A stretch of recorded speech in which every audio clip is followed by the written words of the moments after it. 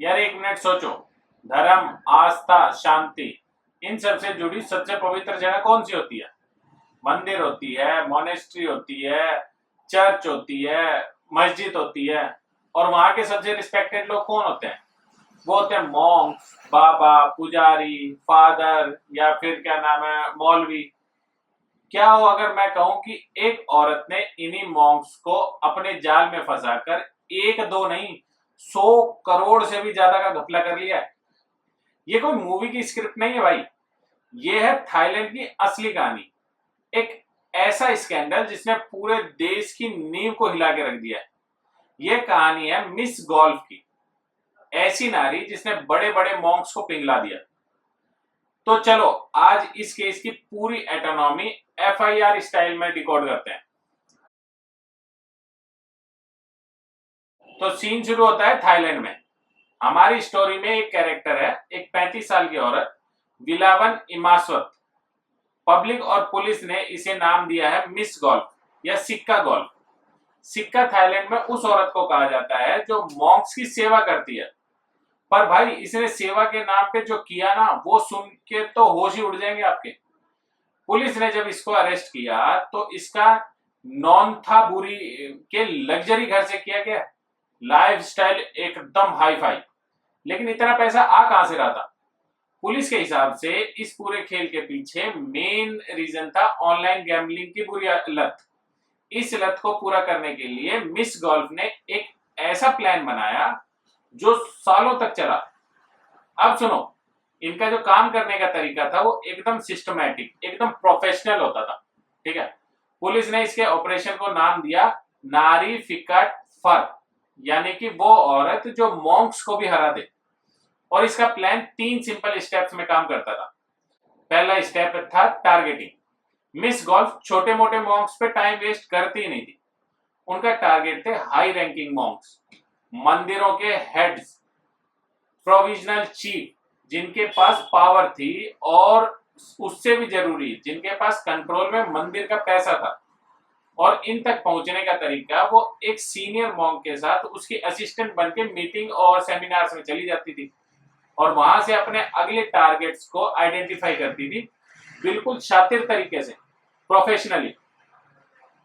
अब स्टेप 2, वो है सिलेक्शन और रिकॉर्डिंग। टारगेट लॉक करने के बाद शुरू होता था असली खेल।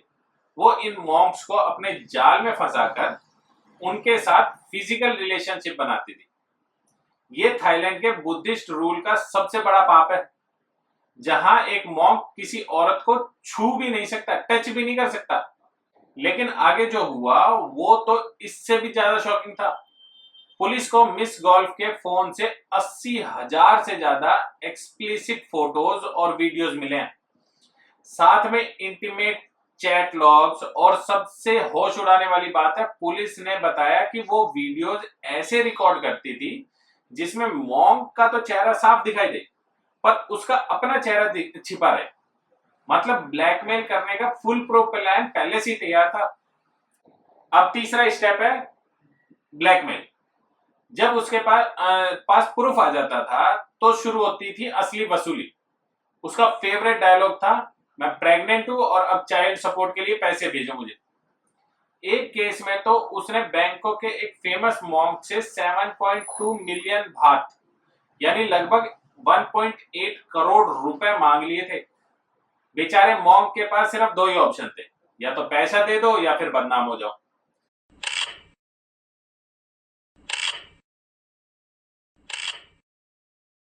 तो ये धंधा कितना बड़ा था?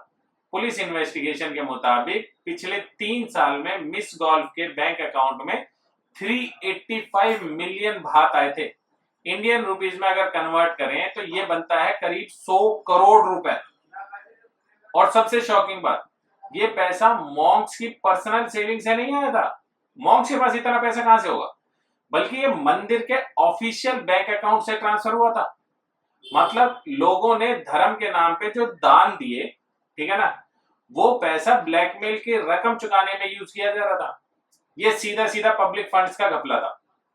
ऑफिशियली नो सीनियर मॉन्क्स इसके शिकार बने हैं, पर पुलिस अभी भी मानती है कि जो असली नंबर है वो 15, 20 या उससे भी ज्यादा हो सकता है। जैसे हर खेल का अंत होता है, इसका भी हुआ। जून 2025 के अंदर बैंकॉक के एक बहुत ही रिस्पेक्टेड मंदिर के हेड मॉन्क ने अचानक से मॉन्कहुड छोड़ दिया। ये इतनी बड़ी बात थी कि पुलिस इन्वेस्टिगेशन शुरू कर दी और जल्दी सारी कड़ियां मिस गोल्फ से जुड़ गई। थाईलैंड की top police agency central investigation of bureau, जो CIB होती है वहां पर है, उसने इस केस को हाथ में ले लिया। 15 जुलाई 2025, मतलब जस्ट 3-4 दिन पहले, ठीक है ना, पुलिस ने मिस गोल्फ को उसके लग्जरी घर से अरेस्ट कर लिया। उसके ऊपर जो चार्जेस लगे हैं वो एक्सटॉर्शन, मनी लॉन्ड्रिंग, चोरी का माल रखना और एक गवर्नमेंट ऑफिशियल, क्योंकि जो सीनियर मॉन्क्स होते हैं वो थाईलैंड के अंदर ऑफिशियल रैंक के लिए माने जाते हैं, ठीक है, उनको क्राइम में हेल्प करना है। कोर्ट में मिस गोल्फ ने सारे चार्जेस से इनकार कर दिया है और नॉट गिल्टी प्लीड किया है। आखिरकार उसकी वीडियो के अंदर किसी में भी चेहरा तो था नहीं, लेकिन सारा का सारा पैसा उसके अकाउंट में आया था वगैरह वगैरह, काफी सारे वो प्रूफ मिल जाते हैं। केस अभी भी चल रहा है। अब सवाल उठता है कि उन मॉन्क्स का क्या हुआ? भाई उनका हाल तो और भी बुरा हुआ है। कम से कम 9 सीनियर मॉन्क्स को डीप फ्रॉक कर दिया गया, मतलब उनसे उनका मॉन्क का दर्जा छीन लिया गया, ठीक है, उन्हें मॉन्कहुड से निकाल दिया गया है। इसके अलावा 81 मॉन्क्स से उसके रॉयली बिस्टोर्ड टाइटल्स यानी कि शाही उपाधियां भी वापस ले ली गई हैं। बुद्धिस्ट रूल में सेक्स करना एक प्राजिका ऑफेंस है। इसका मतलब है कि स्पिरिचुअल डेथ, ऐसा करने वाला मॉन्क फिर कभी अपनी लाइफ में मॉन्क नहीं बन सकता। लेकिन कहानी यहां खत्म नहीं हुई, क्योंकि इन्होंने मंदिर के पब्लिक फंड का पैसा यूज किया, इसलिए इन मॉन्क पर अब चोरी और एम्ब्लेजनमेंट के क्राइम केसेस भी चलेंगे। अब एक तरफ तो वो विक्टिम थे और दूसरी तरफ अब क्रिमिनल भी बन गए फाइनेंशियल फ्रॉड के अंदर।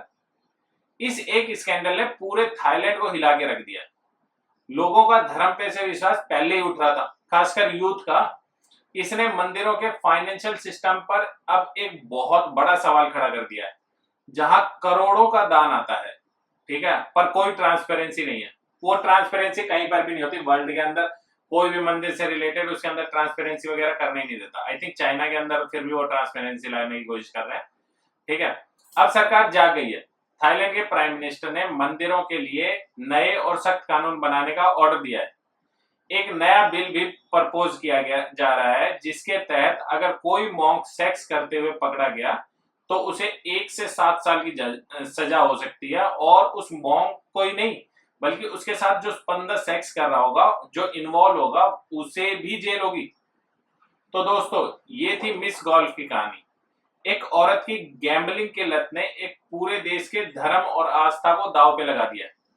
ये केस एक रिमाइंडर है, जब पावर और पैसा बिना अकाउंटेबिलिटी के मिलता है तो करप्शन के लिए दरवाजे खुल जाते हैं, चाहे वो जगह कितनी भी पवित्र हो। अब देखना यह है कि थाईलैंड के इस इंसिडेंट से सीखकर क्या सिस्टम अपने आप को सुधार पाता है। आप इस बारे में क्या सोचते हैं? क्या नए कानून से इस प्रॉब्लम को सॉल्व कर पाएंगे?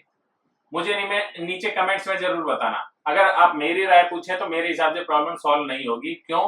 क्योंकि वैसे कोशिश कर सकती है गवर्नमेंट है, लेकिन ये प्रॉब्लम सॉल्व नहीं होनी, क्योंकि सोच के देखो, उनके पास करोड़ों का फंड आता है, कितने पॉलिटिशियन को खरीद के वो मैटर सॉल्व कर लेंगे, ठीक है ना। जैसे कि टैक्स का नहीं होता कि ज्यादा अमीर जो बिजनेस कर रहे हैं उनको ज्यादा टैक्स देना चाहिए, लेकिन वो रास्ता निकाल ही लाते हैं, ठीक है। इसलिए कुछ होने जाने वाला है नहीं, लेकिन फिर भी गवर्नमेंट कोशिश कर रही है, होप सो अगर हो जाए।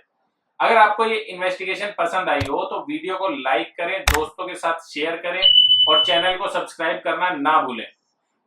भाई ये मेरा पहला चैनल है और बहुत ज्यादा अभी नया है, ठीक है, तो शुरुआत में सब्सक्रिप्शन मिलते रहेंगे तो हमें थोड़ा मोटिवेशन मिलता रहेगा। ऐसे ही और दिलचस्प कहानियों के लिए मिलते हैं अगली वीडियो में। धन्यवाद।